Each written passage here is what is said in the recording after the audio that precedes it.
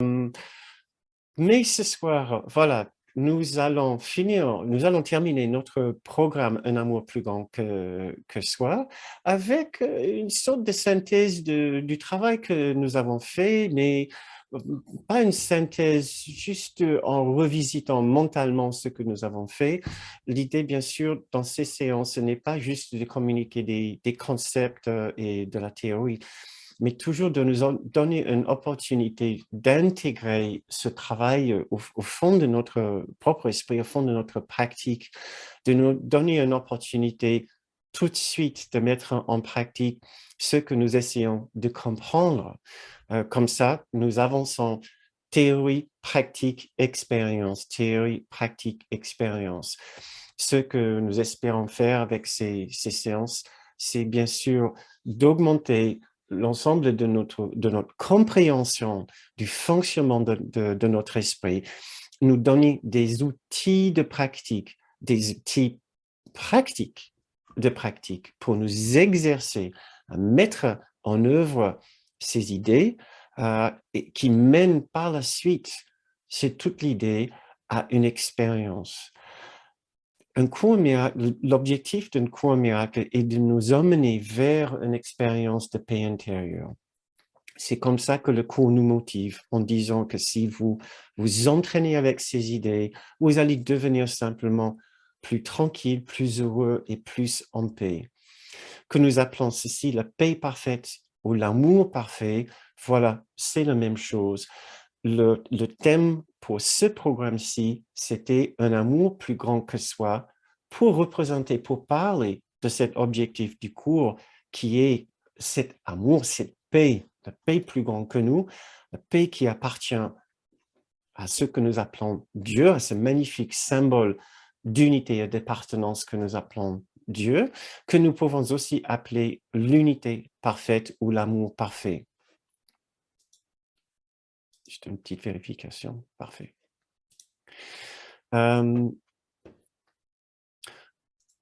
Et l'idée avec laquelle je vous ai présenté lors de cette série, c'est que cet amour que nous cherchons, cette paix que nous cherchons, n'est pas simplement un sentiment, n'est pas simplement une qualité de l'esprit, c'est aussi une présence, c'est aussi un être, c'est aussi une identité. C'est l'identité que nous sommes dans notre réalité, l'identité que nous sommes dans la conscience de ce qu'est notre réalité au-delà du petit soi.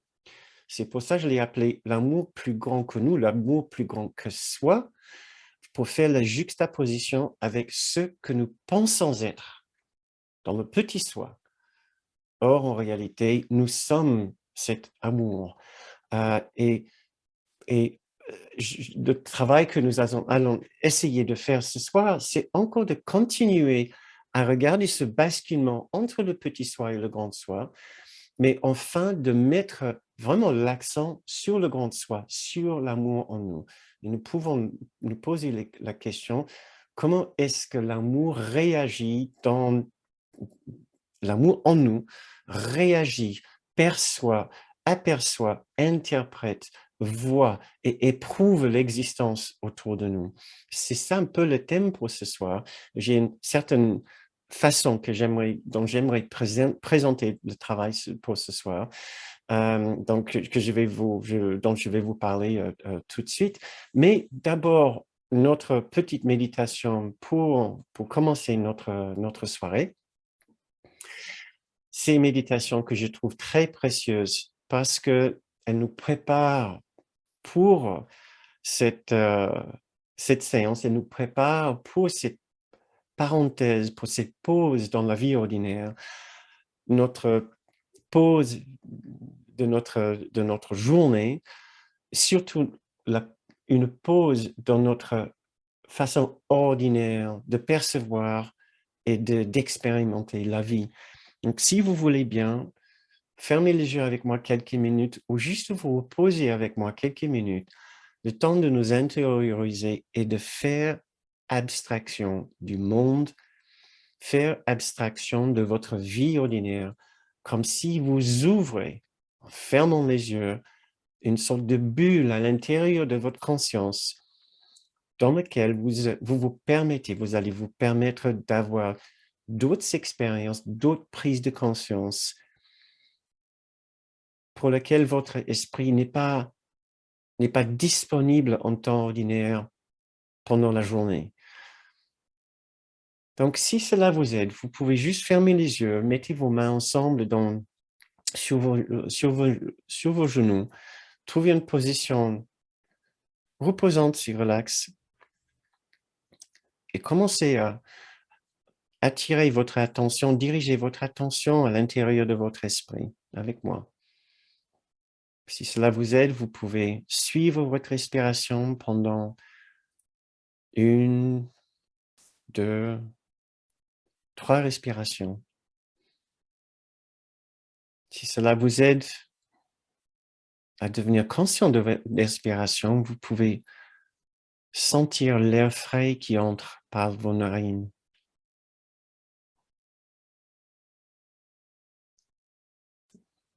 Et en général, ça ralentit automatiquement aussi notre cerveau, notre activité mentale.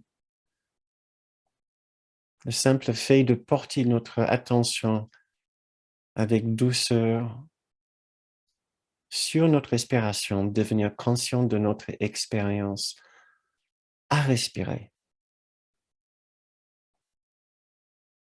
Nous cherchons une quiétude intérieure aussi douce que notre respiration.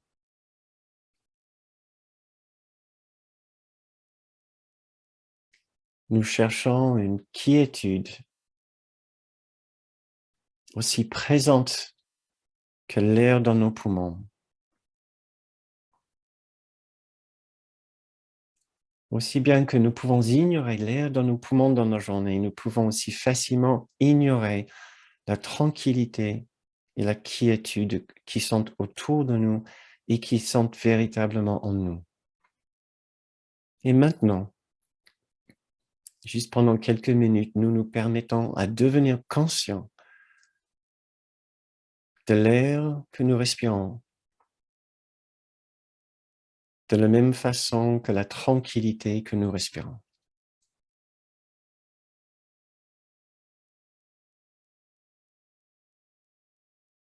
De la même façon que nous pouvons devenir conscients de la paix autour de nous,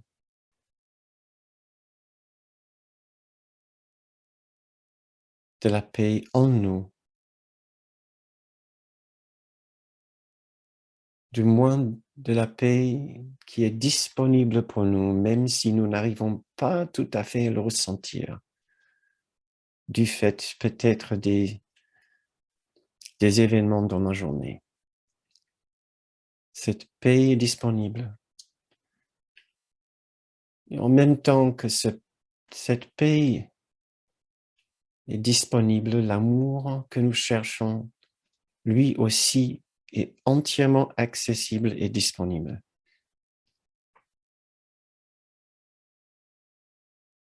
La paix nous remplit et l'amour est présent pour nous aussi. Nous nous souvenons peut-être de ces mots que nous avons lus ensemble lors de ce programme. Père, ton nom est amour, et le mien l'est aussi. Telle est la vérité. Ton nom est amour, et le mien l'est aussi. Souvenons-nous de ces phrases. Votre nom est amour. Aussi bien que vous portez votre propre nom personnel, vous portez aussi un autre nom, amour, qui vous relie à cette immense famille du Christ, de la filialité, de l'unité.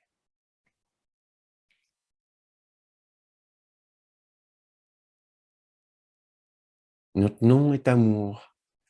Le nom de chacun est amour.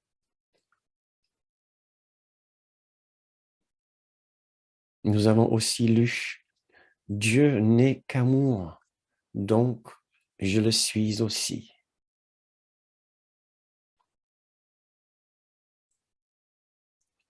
L'amour n'est pas simplement notre nom, l'amour est aussi notre propre nature, aussi bien que c'est la nature de Dieu lui-même, puisque nous faisons partie intégrante de l'unité parfaite de Dieu, notre propre être est aussi cet amour.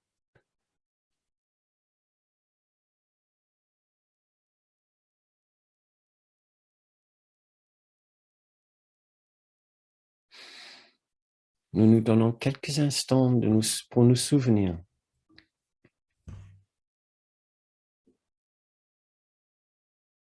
de la nature de notre propre être et de notre propre esprit. Cet esprit qui est partagé par chacun dans cette unité d'amour et de paix.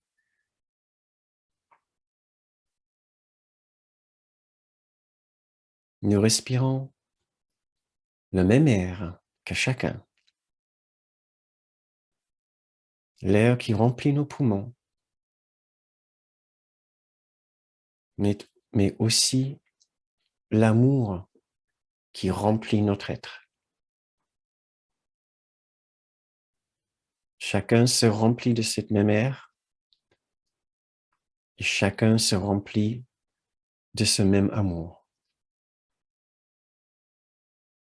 Nous sommes tous parfaitement, mais parfaitement pareils dans cet acte aussi simple que de respirer. Le même oxygène, le même air, et aussi parfaitement pareil, parfaitement égal dans la façon dont cet amour nous remplit, nous anime et qui nous donne notre vie. Il n'y a personne qui est exclu de cet air qui est l'amour qui remplit son être.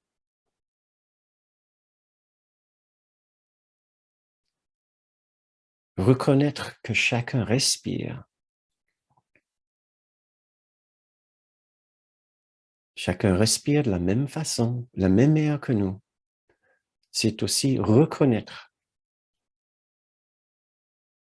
que chacun est animé par le même amour que nous. Sans cet amour, il ne serait pas en vie.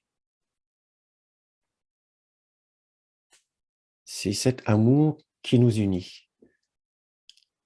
Et cet amour qui est notre propre réalité.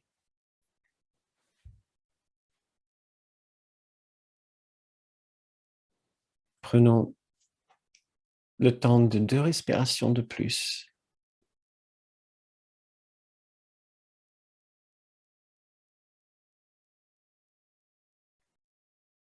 Puis vous pouvez commencer à porter votre attention à l'extérieur de vous vers nous. Vous pouvez ouvrir les yeux et nous pouvons commencer notre séance.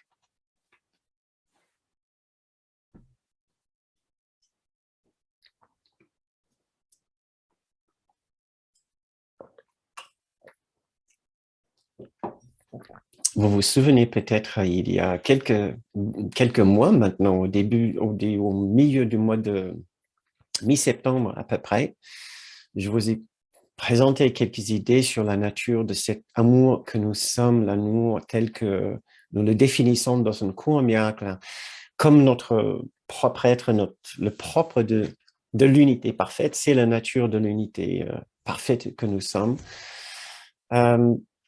Mais qu'on a l'impression qu'il s'est passé quelque chose pour nous séparer, pour nous distinguer de cet amour. Et par la suite, nous avons l'impression d'être devenus autre chose que cet amour. Et je vous ai présenté cette toute petite phrase du cours de la leçon 91. Ce que tu penses être est une croyance à défaire. Ce que tu penses être, il veut dire ici, bien sûr, dans l'être séparé que nous pensons être maintenant. Oui.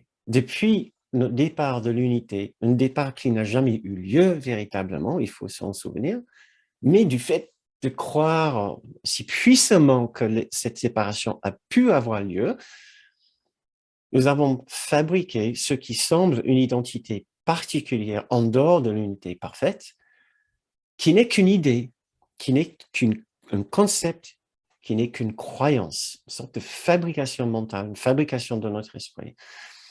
C'est là où notre guide dans un cours miracle nous dit « Ce que tu penses être maintenant est une croyance à défaire, puisque ton unité est toujours celle de toute la création. » Comme il dit encore dans cette leçon 95, cette leçon maintenant 95, ta parfaite unité rend le changement en toi impossible. Tu n'acceptes pas cela et tu ne te rends pas compte qu'il doit en être ainsi parce que tu crois que tu t'es déjà changé. Nous pensons, nous sommes déjà changés. Et voilà tout ce que nous essayons de faire ici, dans tous ces programmes, depuis le mois de septembre, c'est de comprendre l'être que nous pensons être. L'être dans la particularité, dans l'individualité, dans la séparation, de très, très, très bien comprendre cet être séparé. Pourquoi? Parce que cet être séparé remplit le champ totalement le champ de notre conscience. Nous nous sommes tellement identifiés avec cet être séparé que nous ne savons plus que nous le sommes. C'est devenu l'air que nous respirons, justement, du coup. Du point que nous savons, comme nous ne savons pas que nous respirons de l'air tous les jours, nous ne savons plus non plus que nous respirons l'air de la séparation tous les jours. Donc, il fallait nous apprendre l'air de la séparation que nous respirons tous les jours. Quelle est notre façon d'être dans la séparation? Et nous avons commencé par parler des différences, comment nous sommes séparés des autres, avec lesquels nous sommes toujours cette unité parfaite, c'est en nous distinguant avec les différences. Nous avons renforcé les différences entre nous et les autres. Après, nous avons parlé de nos besoins particuliers. Nous avons parlé des 3 besoins de reconnaissance, de valorisation et de satisfaction de nos besoins. Nous avons dit, ah ben, nos besoins aussi nous séparent beaucoup, puisque nous pensons avoir tous les besoins différents. Mais à force de regarder bien le sujet des différences, nous avons vu qu'en fait, non, il n'y a que 3 familles de besoins et tout le monde a exactement ces mêmes besoins, de fond. Pas dans le fond, pas dans l'expression, pas dans la spécificité ou l'expression de chaque besoin, mais dans le fait d'avoir ces mêmes besoins. Nous sommes tous pareils. Et par la suite, nous avons vu une autre façon dont nous essayons de nous définir les uns des autres et nous nous comportons d'une façon différente des autres. C'est avec nos 3 fausses identités. Nous avons parlé du calimero séducteur en nous, nous avons parlé du voyou en nous, nous avons parlé de l'enfant perdu en nous. Et à force de parler de ces différentes façons dont nous nous présentons aux autres, nous avons vu aussi, en fait, nous avons beaucoup en commun avec les autres. Nous sommes bien moins différents des autres que ce que nous avons toujours cru. Au contraire, nous avons beaucoup en commun avec eux, au point que nous pourrions dire, nous sommes en fait exactement pareils dans nos besoins. Nous cherchons tous la reconnaissance, valorisation, satisfaction, et pareil aussi dans notre façon de nous exprimer, de nous comporter. À travers ces 3 faces cachées de l'ego, nos façons de vouloir manipuler, séduire, charmer les autres, nos façons de vouloir nous présenter en tant qu'une victime, toujours la victime innocente des autres, notre façon de vouloir cacher le voyou en nous, notre aspect, notre aspect le plus assassin, le plus méchant, le plus agressif, le plus violent, et aussi finalement l'enfant perdu en nous. Nous avons pu identifier que chacun porte en lui la blessure de la séparation, le sentiment d'abandon, le sentiment d'exil et de mal de pays, de son chez lui. Ouais. Et tout cela nous a aidés à mieux voir comment nous nous empêchons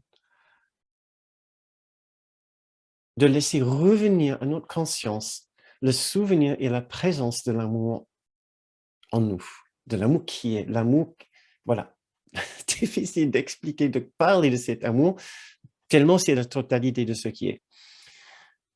Et justement, je pense que ça, c'est un très bon endroit où nous pouvons nous pouvons commencer ce soir, c'est de parler à nouveau de ce qu'est cet amour, parce que nous allons mettre l'accent ce soir sur la conscience de ce que nous sommes dans cet amour.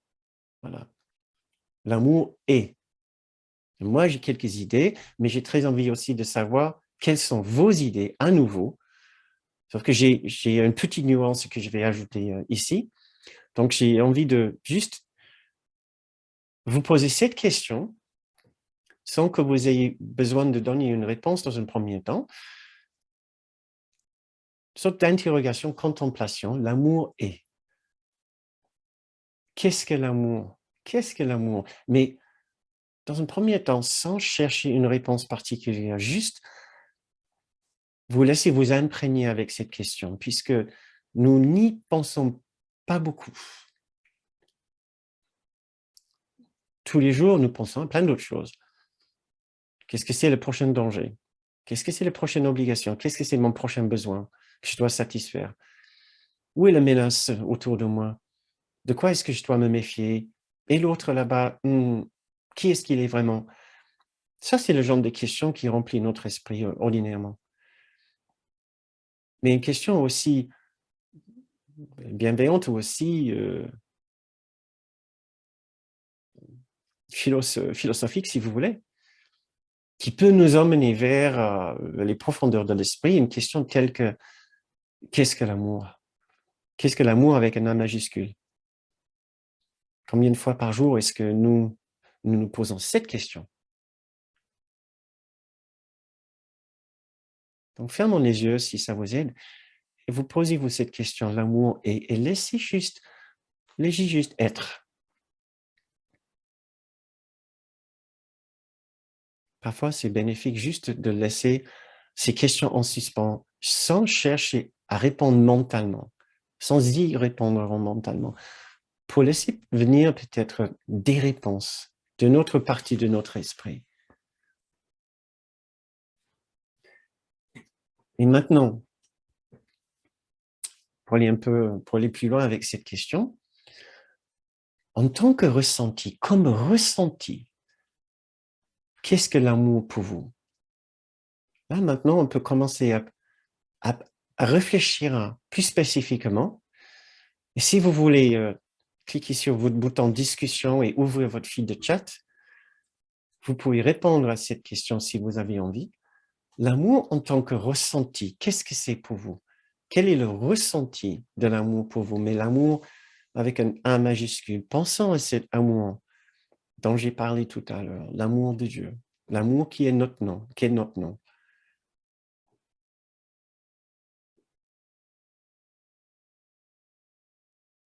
Dieu n'est qu'amour, donc je le suis aussi. Ce genre d'amour si vaste,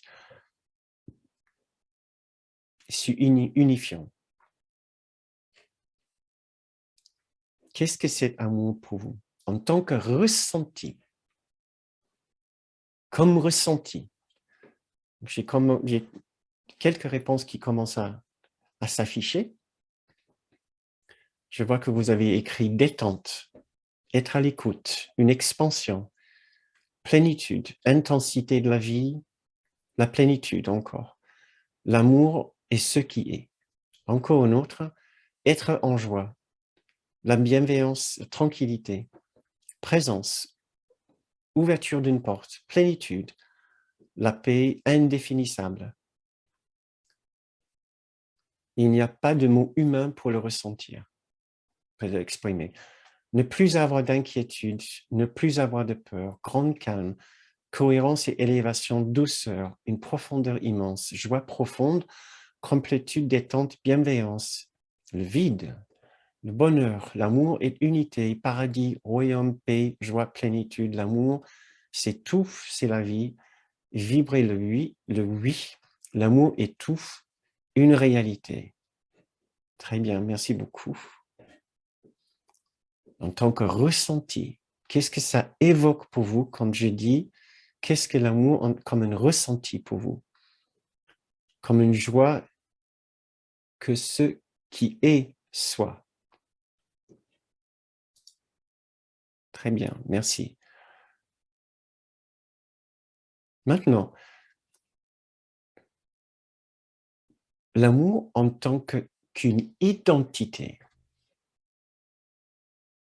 Qu'est-ce que ça évoque pour vous quand je dis, non pas maintenant en tant que ressenti, mais en tant qu'une identité, une véritable identité, qu'est-ce que cette idée évoque pour vous?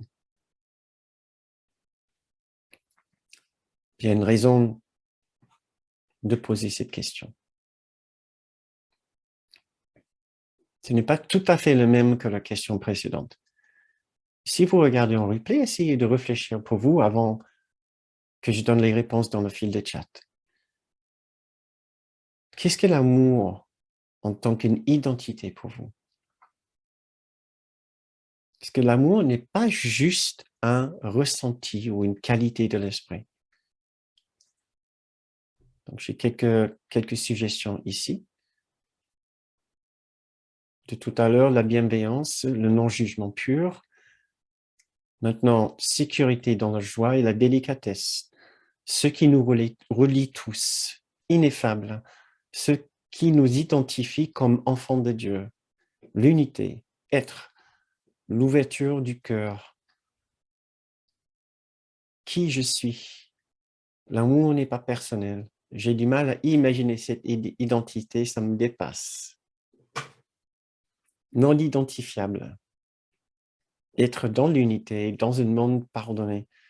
L'appartenance à la filialité. Ce que je suis. Mon soi, avec un S majuscule, partagé. Une présence.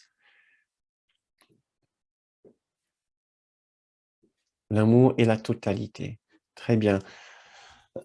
Vous avez peut-être remarqué une difficulté, comme certaines personnes ont eu cette expérience, une certaine difficulté à répondre à cette question-là. L'amour en tant qu'identité, ça peut être quoi pour vous? Qu'effectivement, c'est très difficile d'y réfléchir avec notre petit esprit séparé. Pourtant, c'est la question que je vous ai posée. Je pense que c'est bénéfique d'y songer, puisque l'amour que nous cherchons, l'amour, nous comprenons tous que le mot amour a perdu presque tout son sens. Donc, nous essayons de redonner un sens à ce mot. Et parfois, la seule façon de faire, c'est de laisser la question en suspens dans notre esprit, laisser les questions ouvertes. Qu'est-ce que l'amour? Mais véritablement l'amour. Puisque l'amour n'est pas, du moins selon Comiac, n'est pas simplement un ressenti, c'est aussi une identité, c'est un être. C'est ce que nous sommes. Donc, il ne faut pas sous-estimer l'importance de ce que c'est, puisque à la fin, quand nous trouvons la vérité derrière ce mot, ce simple mot amour composé de 5 lettres, nous allons trouver notre propre existence, notre propre réalité, notre propre conscience. Donc, nous ne devons pas sous-estimer le pouvoir, la puissance de cette question. Voilà. Mais maintenant, pour aller plus loin, j'ai quelques suggestions pour nous pour ce soir. L'amour est. J'aimerais bien commencer avec l'amour et sans besoin. Sans besoin, puisque nous avons parlé ce trimestre de nos besoins et nous avons vu que les besoins du petit soi ne sont pas nos véritables besoins. Les besoins du petit soi de reconnaissance, de valorisation, de satisfaction ne seront jamais, jamais satisfaits par ceux qui trouvent dans ce monde. Même quand ils trouvent un peu de reconnaissance, de valorisation, de satisfaction de ses plaisirs, ça ne dure jamais très longtemps. Et le fond d'insatisfaction reste. La seule façon de remplir ces besoins, c'est de trouver le seul endroit où nous pouvons les satisfaire. La reconnaissance que nous cherchons est purement à l'intérieur de notre propre esprit, ensemble avec notre guide et le souvenir de ce que nous sommes dans cette unité parfaite avec tous et tout. Notre recherche après de la valorisation, un sentiment de valeur personnelle, un sentiment de perfection, d'innocence, ne peut jamais être satisfait en regardant dehors. C'est uniquement en cherchant dedans que nous allons pouvoir le satisfaire. Pareil pour nos besoins de satisfaction, de nos plaisirs, pour pallier ce sentiment de manque, de manque et de privation. Seul endroit où nous pouvons le satisfaire, c'est à l'intérieur. Je pouvais vous lire ici 2 petits extraits du cours. La vérité est toujours abondante. Ceux qui perçoivent et reconnaissent qu'ils ont tout n'ont aucune sorte de besoin. Le but de l'expiation, l'expiation, c'est simplement la reconnaissance de la vérité. Ça n'a rien à voir avec l'expiation selon le christianisme. L'expiation est uniquement la connaissance et la reconnaissance de la vérité, de l'unité parfaite. Le but de l'expiation ou la conscience de la vérité est de tout te rendre, ou plutôt de le rendre à ta conscience, comme à chacun. Tout t'a été donné comme tu as été créé. Et donc, nous avons toujours tout. Deuxième extrait, le manque implique que tu te trouverais mieux dans un état en quelque sorte différent de celui dans lequel tu es. Jusqu'à la séparation, qui est la signification de la chute, rien ne manquait. Il n'y avait pas du tout de besoin. Les besoins ne surgissent que lorsque tu te prives toi-même. Donc l'amour en nous n'a plus nos besoins personnels. Qu'est-ce que ça évoque pour vous quand je dis ceci? Parce que encore, je viens de vous lire 2 passages du cours par rapport à la nature de cet amour que nous sommes, l'amour plus grand que nous. Maintenant, nous y sommes. C'est notre séance finale dans ce programme. Je peux vous présenter des informations sur la nature de cet amour. C'est facile. Mais qu'est-ce que ça évoque ou provoque pour vous dans votre esprit quand je dis nous n'avons pas de besoin, pas de petits besoins. Dans la réalité de ce que nous sommes, dans le souvenir de l'amour en nous, vous n'avez pas besoin d'accepter cette information. Vous pouvez dire, et vous aurez raison dans le petit soi, de dire, non, mais comment est-ce que tu veux que je vive ça? Ouais. Donc, et vous aurez raison dans une certaine mesure. Et nous ne devons pas avoir peur. Nous ne devons pas avoir peur de l'information contradictoire qui risque de se présenter dans notre esprit quand nous lisons des phrases comme ceci. Sinon, nous sommes bercés par la beauté de ce langage, mais ce qui est en train de se passer, c'est nous sommes en train de balayer ce qui est véritable, ce qui est la réponse, la véritable réponse dans notre esprit, c'est que non, je ne peux pas vivre ça. Moi, j'ai des besoins. Et aussi bien que j'aimerais bien croire qu'il y a une partie de moi qui ne connaît pas ses besoins, demain, je risque de retomber dans mes schémas tout à fait habituels et où j'organise ma journée justement selon mes besoins. Donc, j'essaie de lire quelques-unes de vos suggestions.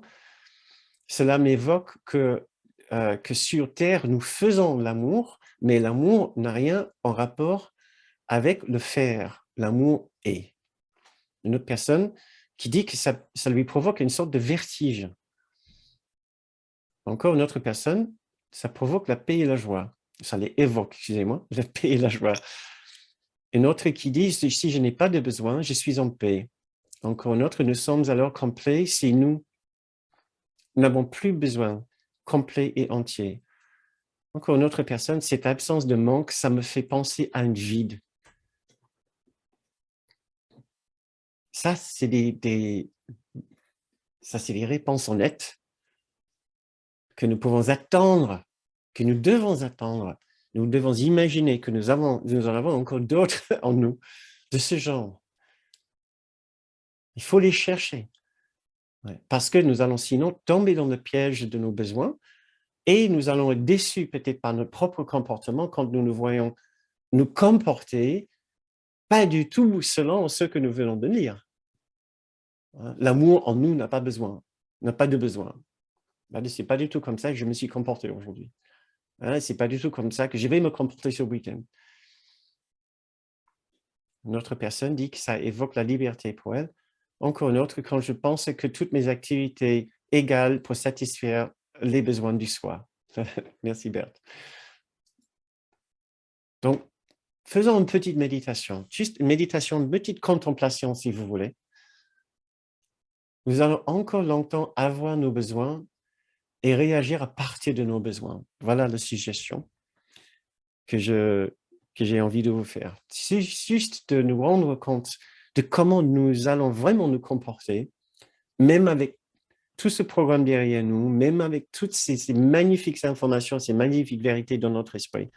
Nous risquons encore de nous comporter exactement de la même façon. Mais nous serons au moins de plus en plus conscients que la solution n'est pas dans la reconnaissance, dans la valorisation, dans la satisfaction de nos plaisirs et de nos petits besoins. Nous pouvons au moins être plus conscients que la solution n'est pas là. Nous pouvons aussi être plus conscients que quand nous agissons ainsi, selon nos petits besoins, nous renonçons à notre véritable bonheur en ignorant les trésors de notre esprit. Ce n'est jamais un péché, ce n'est jamais une faute, mais nous sommes en train de renoncer à un plus grand bonheur, une plus grande joie. Nous pouvons en être un peu plus conscients maintenant. Si nous n'arrivons plus à abandonner nos petits besoins, au moins nous pouvons être conscients de ce dont nous renonçons. Voilà, je crois que c'est ça, la formulation. Non, nous renonçons à quelque chose, ce auquel nous renonçons, excusez-moi. Ouais. Nous pouvons aussi rester dans la plus grande bienveillance par rapport à notre petit soi et surtout par rapport aux agissements des autres dans leur petit soi pour satisfaire leurs besoins. Nous pouvons être dans la bienveillance, sachant d'où viennent ces petits besoins et pourquoi nous avons du mal à les renoncer ou au moins à les mettre dans un plus grand contexte. Pour l'instant, nous ne voulons pas aller à l'intérieur et chercher les vrais trésors dans l'esprit qui vont nous satisfaire bien plus que juste le fait de passer un bon week-end, ou de satisfaire nos petits besoins. Passons à un autre aspect de l'amour. L'amour est sans artifice et sans faux semblant. Pourquoi est-ce que je parle de ça? Parce que nous avons aussi parlé de nos fausses identités ici. Nous avons adopté des apparences, souvent justement pour satisfaire nos besoins, pour être plus socialement acceptables, peut-être pour trouver du travail. Nous avons joué le jeu. Il n'y a aucun problème à jouer le jeu, surtout tant que nous savons que c'est un jeu. Nous devons nous présenter d'une certaine façon, mais sachant que c'est un jeu. Mais sachant aussi, quand nous nous servons de ces apparences pour manipuler, pour séduire, pour charmer, pour satisfaire nos besoins, parfois au dépens de la satisfaction des besoins des autres, satisfaction du bien de tous en commun. Vraiment pour privilégier notre satisfaction. Quand est-ce que nous sommes dans notre faux semblant, dans notre apparence, et nous savons que nous ne sommes pas vraiment authentiques. Parce que nous ne sommes pas situés dans l'amour en nous, avec une certaine authenticité, sans bagage derrière, sans ce qui est caché, sans calcul et sans réflexion, voilà. Des fois, quand nous sommes un peu dans le calcul et dans la réflexion, c'est parce que nous sentons un certain malaise, un mal-être en nous, qui vient du fait que nous avons soit des jugements cachés ou des besoins cachés. Donc, si nous avons des jugements cachés et ça nous donne une sorte de fausse apparence de gentillesse, alors soyons honnêtes en nous. Au moins, faisons un petit tour d'horizon de notre esprit et admettons, bah oui, je suis mal, je suis pas bien. Je juge tout le monde, je me sens dans l'agressivité de mon voyou, je suis dans la tristesse et la déprime de mon enfant perdu. Juste soyons honnêtes avec nous-mêmes maintenant, avec plus de connaissance de nous-mêmes. Oui, je suis dans la séduction, oui, je suis dans le charme, je suis dans la manipulation, oui, je suis dans le caliméro, j'ai envie de me plaindre, j'ai envie de me plaindre. D'accord? Mais en me sachant que c'est ce que nous faisons, c'est cette conscience-là qui va nous aider à éviter quand même un peu de culpabilité par la suite. Je ne sais pas ce que ça évoque pour vous, ce sujet-là. L'amour est sans artifice et sans faux semblant. Est-ce que vous pensez que vous allez pouvoir être plus authentique, au moins plus honnête avec vous-même par rapport à vos motivations profondes, par rapport à vos différentes faux semblants, vos différentes apparences, de quand vous vous plaignez, vous savez que, bon, là, c'est un peu lourd, vous n'étiez pas obligé, là, vous avez fait juste pour que les gens, vous avez un peu plus d'attention de la part des autres. Qu'est-ce que ça évoque? Qu'est-ce que ça provoque pour vous, pour vous?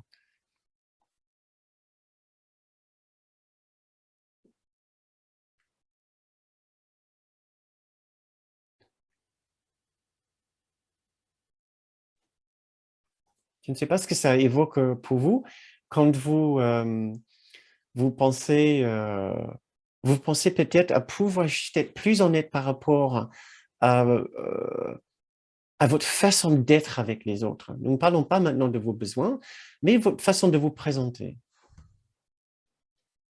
Parce que moi, j'ai envie de vous suggérer que vous pouvez simplement être conscient de de comment vous êtes et d'être dans la bienveillance par rapport aux erreurs que nous allons encore faire. Une personne qui dit encore une certaine peur du jugement, encore une autre qui dit: «Je vois que c'est ma personnalité qui agit, pas ma vraie nature». D'accord? Encore une autre qui dit: «Oui, ça me parle, cet amour authentique où on n'a pas besoin de faire croire». Très bien.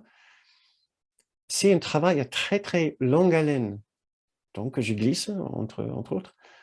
Tant pis, je l'ai vu et demande de l'aide au Saint-Esprit. Très bien. Vous pouvez absolument demander de l'aide. Vous dites: «Pas tant pis, c'est comme ça que je suis pour l'instant». L'idée, Kenneth Wapnick nous a appris que le premier obstacle à enlever, c'est le déni. C'est le fait de ne pas savoir ce que nous faisons. Alors si déjà nous savons ce que nous faisons, par rapport à nos besoins, par rapport à nos faces cachées, nos identités, etc., nos stratégies, c'est déjà excellent. C'est une très, très, très bonne nouvelle. Même si nous continuons, si nous savons ce que nous sommes en train de faire, nous sommes sur la bonne échelle, l'échelle de la conscience claire, l'échelle qui va nous emmener vers l'amour. Parce que seul l'amour serait capable de nous motiver à faire une telle chose, de devenir conscient de ce que nous sommes en train de faire. Attention, à condition que nous ne nous jugeons pas du fait que nous tombons et retombons encore dans les faussetés du petit soi. Il ne faut pas faire une grande histoire du petit soi. Nous allons encore le choisir par opposition à l'amour en nous, par, par peur de l'amour. Nous allons encore le choisir. Soyons honnêtes. L'honnêteté et je pense que l'honnêteté, je pense que c'est dans le manuel d'enseignant, l'honnêteté, si c'est pas l'honnêteté, si c'est pas l'honnêteté, quelles sont les caractéristiques? Oui, l'honnêteté, c'est ça, c'est la deuxième caractéristique de l'enseignant de Dieu. L'enseignant de Dieu, c'est simplement quelqu'un qui voudrait bien vivre les principes d'un cours miracle. L'honnêteté. Ils vont simplement savoir ce que nous sommes en train de faire. Mais maintenant, avec bienveillance, avec douceur. Le pardon regarde, ne fait rien et ne juge pas. Souvenez-vous de la définition du pardon dans le livre d'exercices. Donc, d'autres personnes qui disent ah, vous avez eu, d'accord. Je vois que souvent, je suis tenté d'aider les autres alors qu'ils ne me demandent rien, juste pour me valoriser. Très bien. Essayez d'être soi-même naturellement, honnêtement et à l'écoute des autres. Très bien. Sans investissement, sans désir de contrepartie ou de retour. Observation et acceptation de mon petit soi. Très bien. Dès que je suis en interaction avec quelqu'un, je me rends compte que c'est l'être séparé qui se présente. Très bien. On cherche juste à devenir conscient pour l'instant. Conscient, mais dans la bienveillance. Tant que, tant que la bienveillance, cette douceur, cette présence de non-jugement est avec nous, nous sommes à ce moment-là en train de partager notre esprit entre le petit soi et le grand soi, entre l'ego en nous et aussi entre l'esprit de Jésus ou du Saint-Esprit en nous. Parce qu'il n'y a que la présence du Jésus, du Saint-Esprit, de notre grand soi, qui est capable de ne pas juger. Donc, si quelque part dans votre esprit, il y a une conscience de quelque chose qui ne juge pas, ça y est, vous avez déjà tout gagné et nous allons progresser à partir de là. Encore une autre personne qui dit, nous ne laissons pas toujours un peu de temps pour se regarder, trop peur de voir le monstre. D'accord. Et moi, j'essaie de vous encourager à regarder, mais de ne pas avoir peur du monstre. Ce n'est pas facile. Ce n'est pas facile, mais ouvrez une page du cours, ouvrez une leçon du cours qui vous aide à savoir que votre guide sait déjà ce que vous êtes. Il sait déjà ce que nous sommes. Ouais, nous contenons tous ces horreurs. Il y en a un paquet. Il y en a un paquet. Il y en a beaucoup. Mais nous essayons de ne pas en avoir peur maintenant et de savoir que nous sommes très, très, très bien accompagnés. Donc, encore une autre personne, devenir joyeusement conscient de ses résistances à l'amour. Encore une autre personne, j'observe et je remets ce que j'observe au Saint-Esprit en lui demandant de guérir mon esprit. Très bien. Encore une autre, dans ce genre de situation, je me dis, tiens, voilà encore l'ego qui fait des siens. Très bien, ce n'est pas moi. Ça m'est difficile de rater l'inconscience de la situation et puis de ne pas rajouter du jugement des autres. Très bien. Le fait déjà de devenir conscient de ceci est déjà un immense progrès. Donc, la question après, c'est de devenir de plus en plus conscient, d'avoir envie quelque part de connaître plus d'amour et de bienveillance envers les autres et envers soi-même, de faire un choix conscient quelque part, de vouloir connaître un peu plus de douceur, de conscience et de bienveillance quelque part.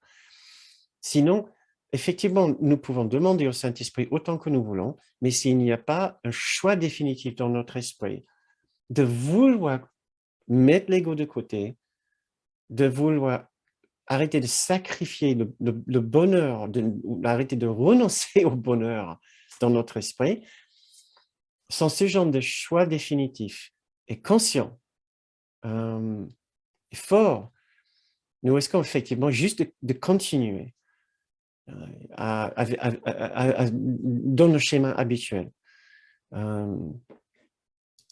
Parfait, très bien. Avançons encore un petit peu plus. Donc, je vous ai dit, l'amour est sans besoin, l'amour est sans artifice et sans faux semblant. Maintenant, je propose l'amour est sans rancœur, parce qu'il comprend.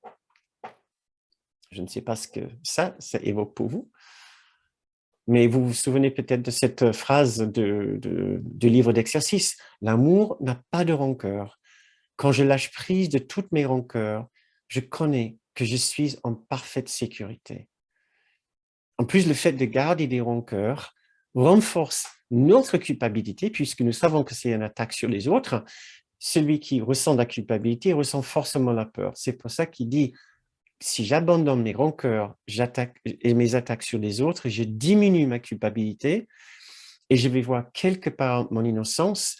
Et dans l'innocence ne connaît pas la peur.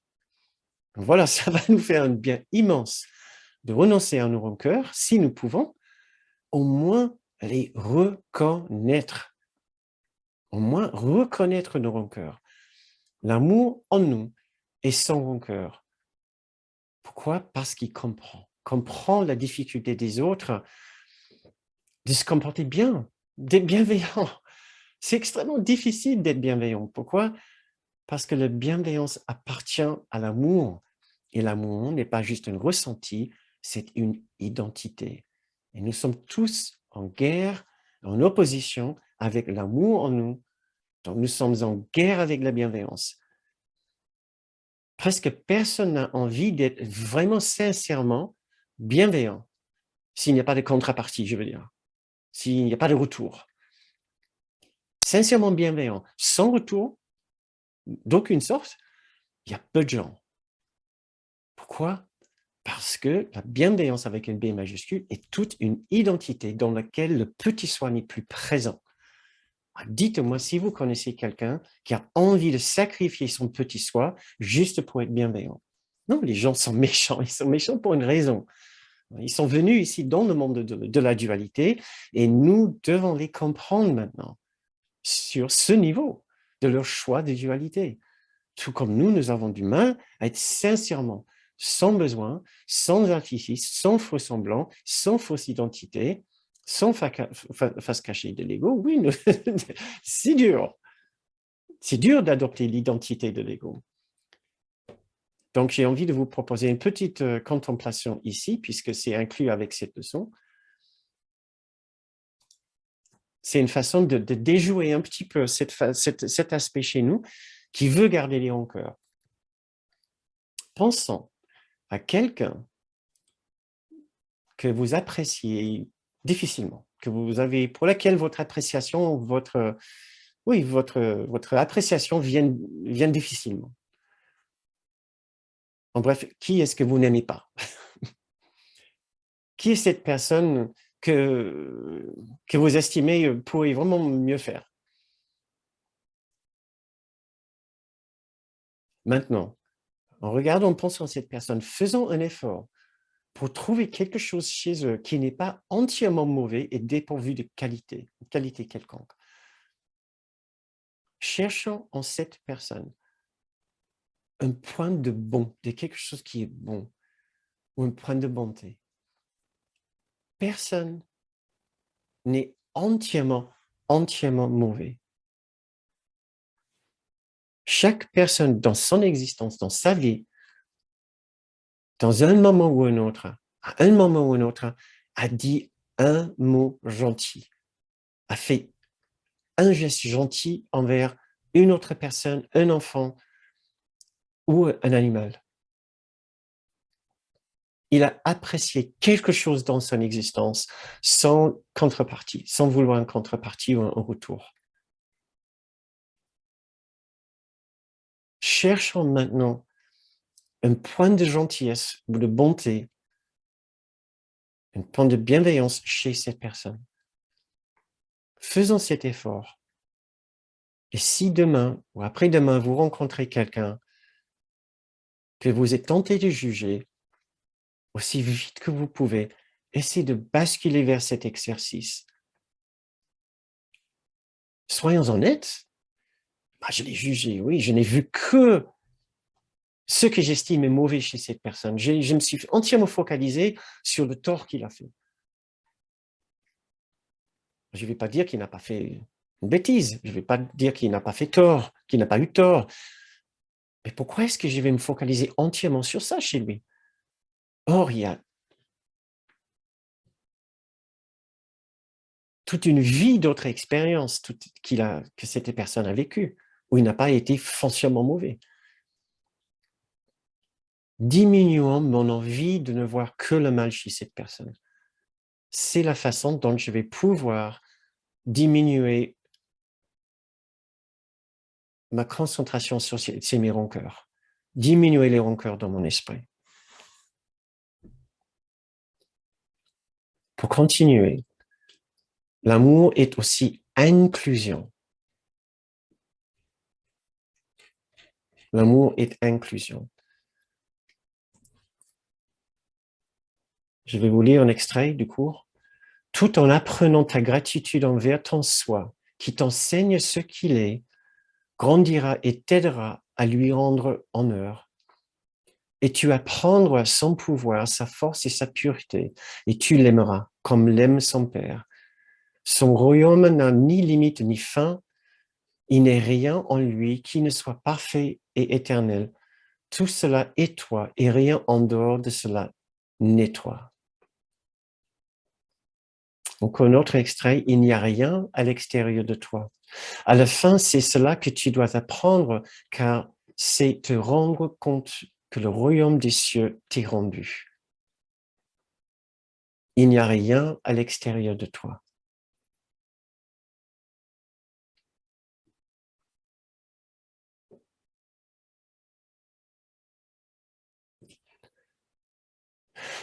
L'amour que nous cherchons dans nos cœurs, l'amour que nous cherchons dans nos esprits, l'amour que nous cherchons être est un état d'inclusion où rien n'est vu comme étant à l'extérieur. Rien n'est vu comme étant séparé de nous. L'esprit de l'unité est toujours présent ici. Il suffit que nous réduisons le sentiment de distance entre nous et toute personne et tout objet pour nous rendre compte que cette unité est toujours présente, même dans l'état de séparation. Dans le monde de séparation, les choses semblent séparées et distinctes. Pourtant, l'esprit qui est derrière est toujours uni. Je me demande ce que ça évoque pour vous.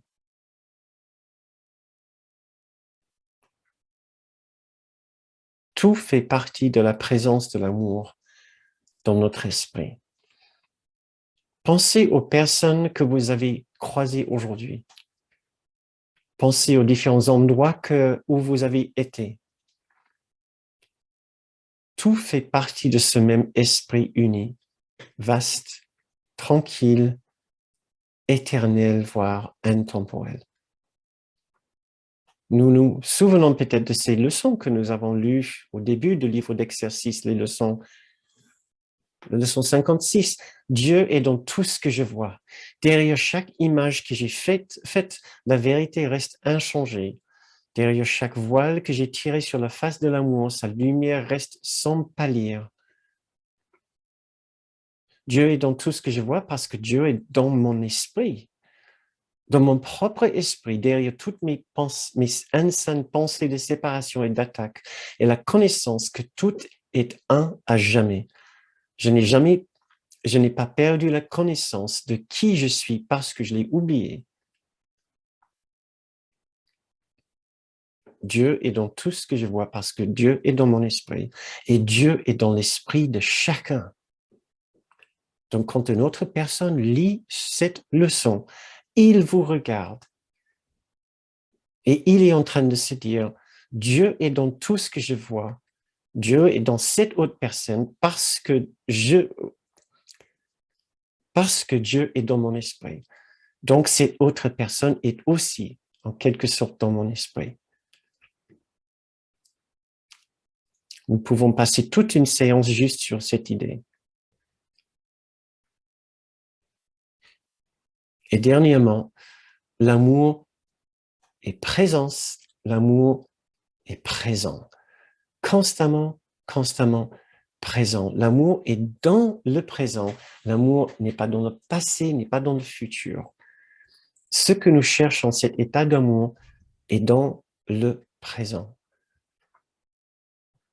Comme nous pouvons lire dans cet extrait du texte, chapitre 15, première section, paragraphe 8, la peur, nous pouvons aussi dire la colère, l'injustice, l'abandon, etc., n'est pas du tout présent, mais seulement du passé et du futur, qui n'existent pas.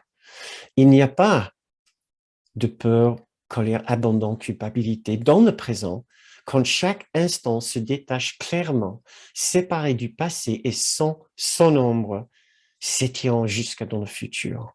Écoutez-moi ce passage maintenant, qui est très beau. Chaque instant est une naissance propre, non ternie, par laquelle tu émerges du passé dans le présent. Et le présent s'étend à jamais. Il est si beau et si propre et libre de culpabilité qu'il n'y a là rien d'autre que le bonheur. Il n'y a plus aucun souvenir de ténèbres. Et l'immortalité et la joie sont maintenant. dans l'instant saint où tu te vois toi-même resplendissant de liberté, tu te souviendras de Dieu. Et dans cette même section, il y a cette méditation.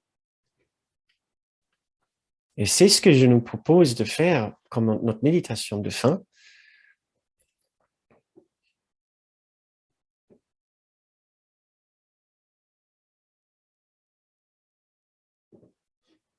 Donc, si vous voulez bien vous préparer pour cette méditation de fin de séance.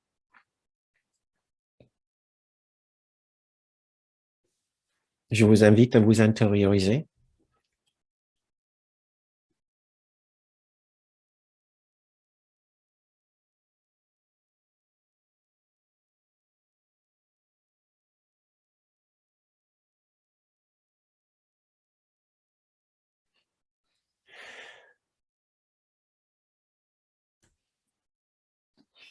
Et encore, nous pouvons suivre notre respiration juste pour nous rendre compte que nous sommes dans notre esprit. Aussi bien que vous êtes avec nous dans l'unité de ce groupe, vous êtes aussi dans l'unité de votre propre esprit.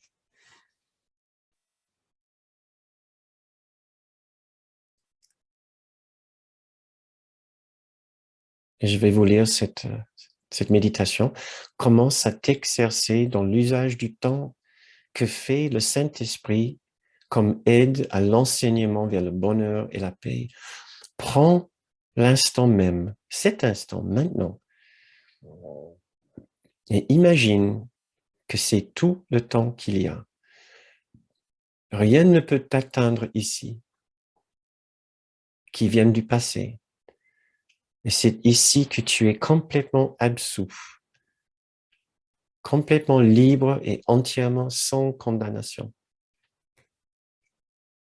À partir de cet instant saint, dans lequel la sainteté est née à nouveau, tu avanceras dans le temps, sans crainte et sans sentiment de changement avec le temps.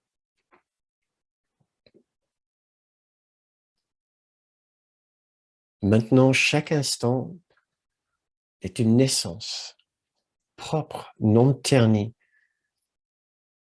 par laquelle tu émerges du passé dans le présent. Et maintenant, le présent s'étend à jamais. Il est si beau et si propre et libre de culpabilité qu'il n'y a là rien d'autre que le bonheur. Il n'y a plus aucun souvenir de ténèbres. Et l'immortalité et la joie sont maintenant. Dans cet instant saint, où tu te vois toi-même resplendissant de liberté, tu te souviendras de Dieu.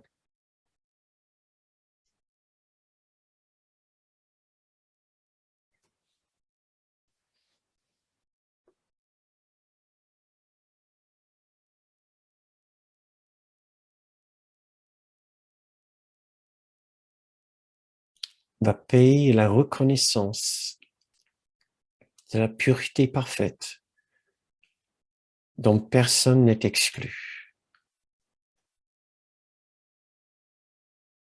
Faisons ce petit effort maintenant dans notre esprit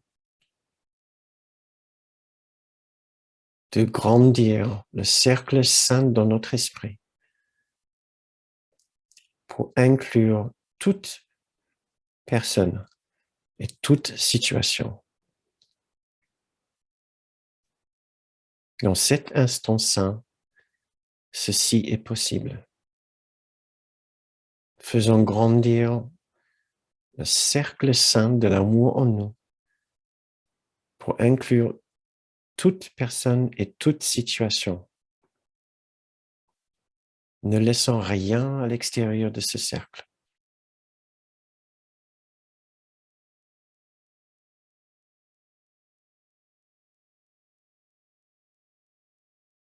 Si vous trouvez la moindre difficulté, demandez de l'aide.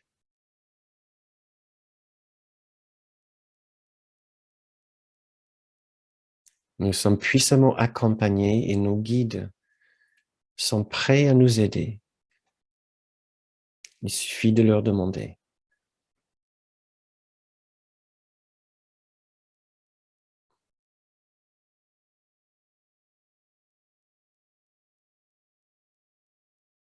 Faisons grandir tous les jours maintenant notre cercle. Ce saint cercle d'amitié, de bienveillance, de conscience, d'honnêteté, de gentillesse. Et en même temps, voyons croître notre joie,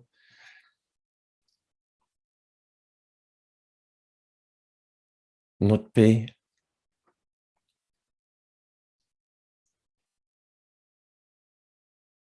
et un profond sentiment de plénitude et de satisfaction.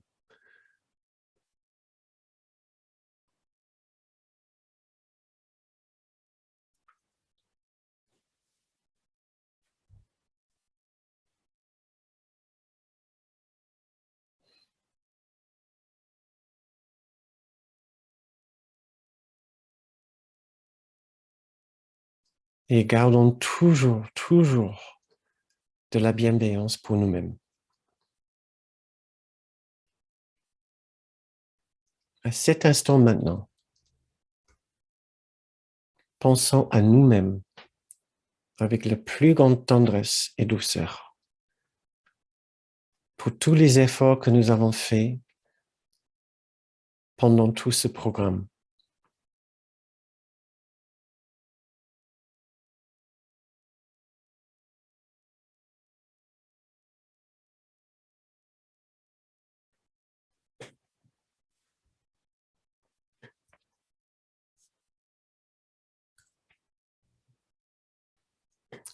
C'est la fin de notre méditation. Quand vous vous sentez prêt, vous pouvez porter votre attention à nouveau vers nous, à l'extérieur.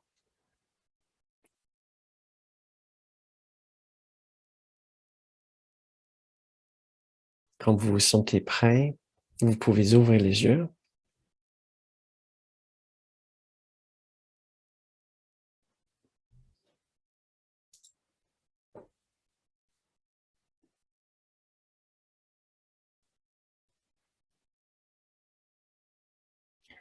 C'est la fin de cette méditation, aussi la fin de notre séance et aussi la fin de ce programme. Merci pour votre participation. Merci pour votre compagnie. Merci pour votre dévouement, pour toutes vos suggestions, ces discussions.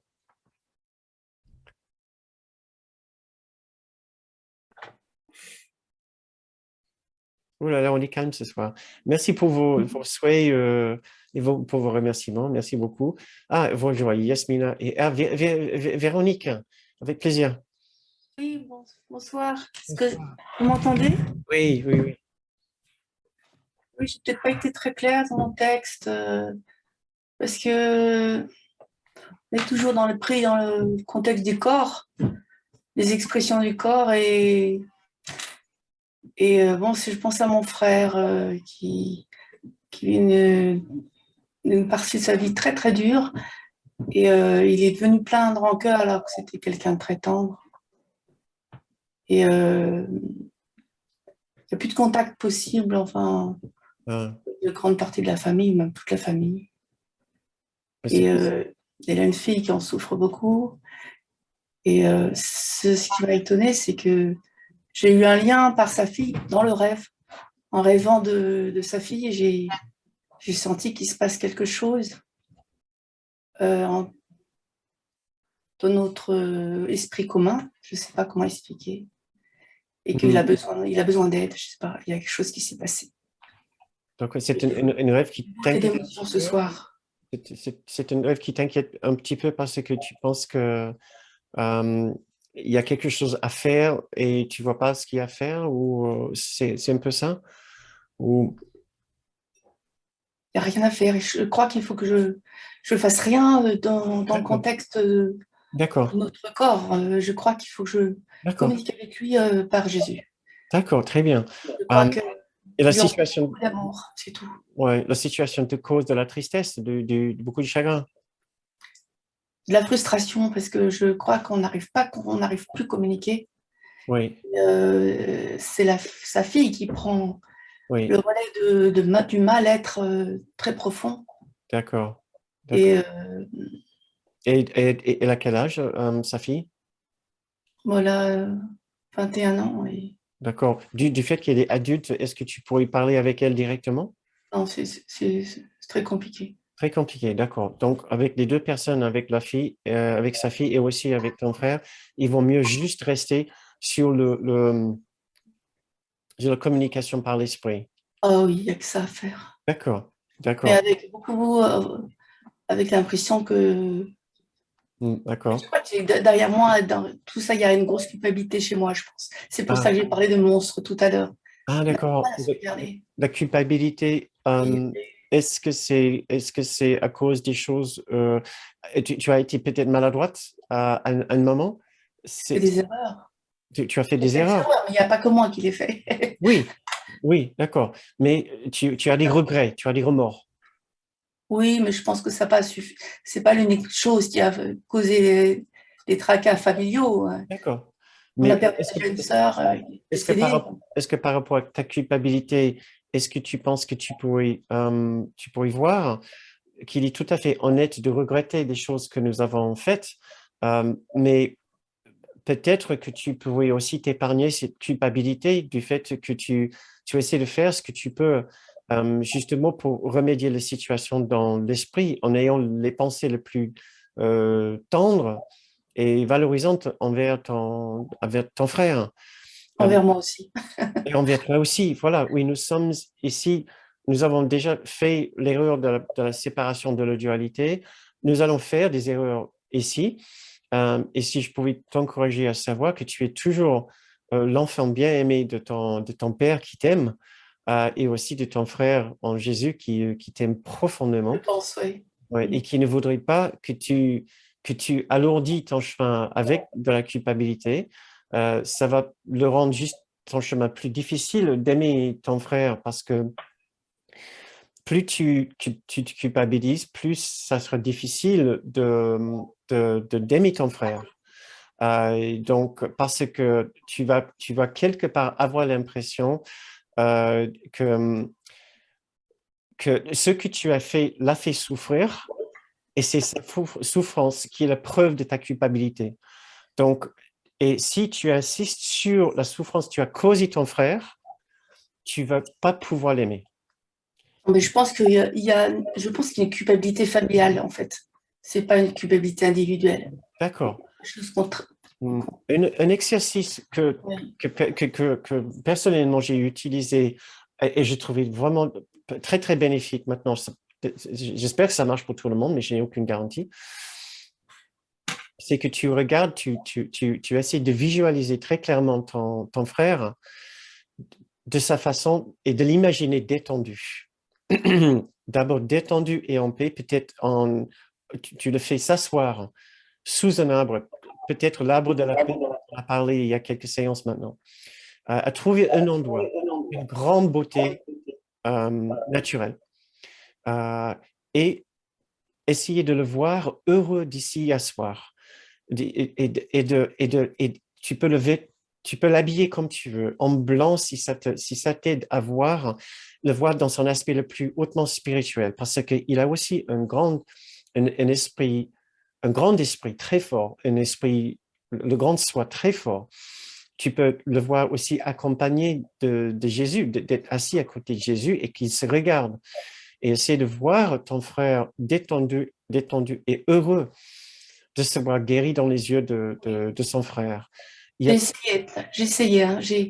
J'ai fait cette démarche-là. Ces grands éclats de rire de l'époque que j'ai visualisés. hmm, C'est à la suite de ça que j'ai eu le rêve de sa fille qui me prenait dans ses bras. d'accord. Et Je continue, je oui. pense qu'il se passe quelque chose, Ouais. effectivement. Oui. Il y a même il y a, dans le manuel d'exercice, la guérison devrait être répétée. Voilà, page 24 dans le manuel pour enseignants. Si je ne me trompe pas, je vais y aller vite fait pour essayer de voir si je peux le trouver. Euh,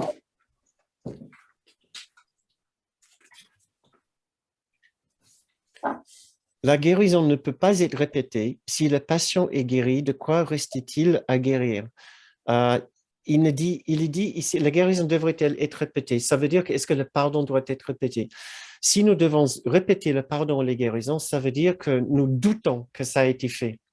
Ça veut dire que nous doutons que l'esprit de la personne a été guéri. Or, chaque instant, tout le monde a un esprit faux, un esprit juste, un petit soi souffrant et un grand soi non souffrant. Ce que Jésus essaie de nous dire ici, c'est que nous devons faire confiance en son grand soi, en son grand esprit, qui est capable aussi de se tourner vers une source d'amour et de chercher de l'aide aussi. Et peut-être un jour, l'aide qu'il va chercher sera chez toi. Euh, donc, si tu es tenté de penser que tu n'as pas bien fait ton travail, c'est peut-être une façon de dévaloriser le travail que tu as fait et aussi de remettre en question la guérison qui est déjà présente et de quelque part de douter de l'amour. Donc, essayer de revenir vers la confiance que quelque part, quelque chose dans l'esprit de ton frère est déjà guéri, est déjà sain. Et de rester avec ça. Tout comme dans ton esprit, il y a aussi une partie qui est guérie, qui est saine et qui est forte.